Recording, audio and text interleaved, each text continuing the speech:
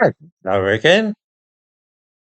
I want viewers to take part in a little thought experiment this afternoon. I want them specifically to imagine that they are Nigerians living in Nigeria. I want them to consider the case of a Yoruba man born in Lagos and who has lived there all his life, growing up in a district where everybody speaks the same language as him, that is to say, Yoruba, and all his neighbours share a common culture. Try and imagine how this man would feel if one day he was walking down the street in that part of Lagos where he grew up. He suddenly noticed that not a single person he passed was speaking Yoruba. Not one. Here's a question. Do viewers think that this person might be somewhat disconcerted to find that none of the people around him were even speaking his language?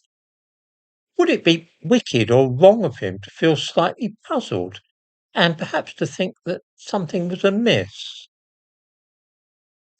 I think that most of us would sympathise with this guy and understand that he might not be altogether happy about the situation in which he now found himself. One might even understand why he would ask himself what on earth had happened to his country, that he didn't even hear his own language in the street one day in the area where he grew up.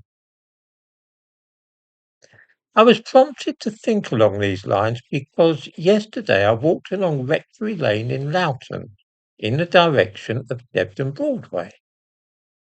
I will mention that when I moved to this area in 1999, it was 100% white British, despite being on the Central Line and so close to London. It seemed as though immigration had overlooked Debden and Loughton. Yesterday, as I walked along Rectory Lane, I passed quite a few people. There were a lot of families on their way to St. Nicholas Church, which the Anglicans gave to the Romanian Orthodox Church a few years ago. Not unnaturally, all these families were speaking Romanian. The other people I passed were staff going to and from the care homes which are behind St. Nicholas Church near the health centre. There are two old people's homes there. These were all either African or South Asian, and I didn't hear anything but foreign languages spoken. The question I'm asking is whether viewers think that this is worthy of mention. An English town in the course of a few years, and it has become common to hear foreign languages spoken in the street rather than English. Should people simply shrug and accept this? Is it what people actually want? That is to say, is this in response to the wishes of the people in the town? Does anybody suppose that 25 years ago people living in Loughton were saying to themselves, "Gosh, we get so fed up with hearing English spoken all the time. If only we could hear more Romanian, Sylheti and Igbo in the streets."